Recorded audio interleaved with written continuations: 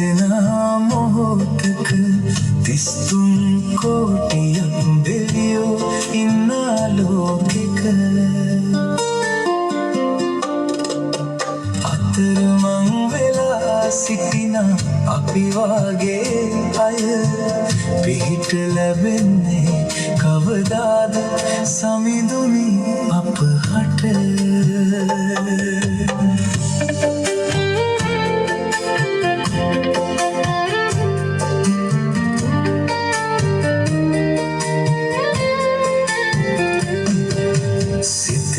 තියෙන දුක් සංකා දුරු කරගන්නට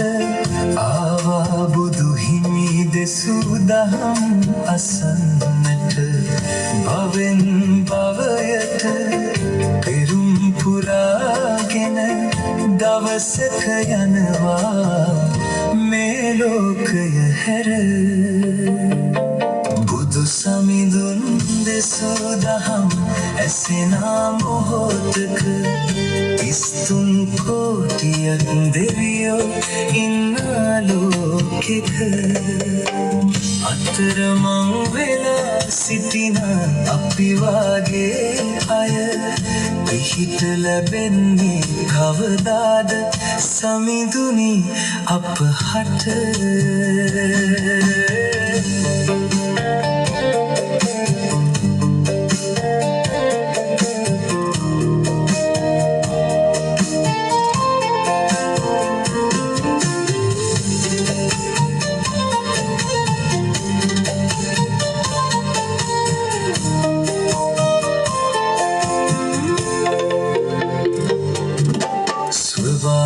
දහමට ආදරේ කළොත් දවසක ගහකොළ මල් ගස්වල ඇති සුවඳ විඳගෙන වනසිරුපාවුන් වැනි මිනිසුන් දහමට ගරහන වැරදි කළොත් දඬුවම් ලැබෙනවා දවසක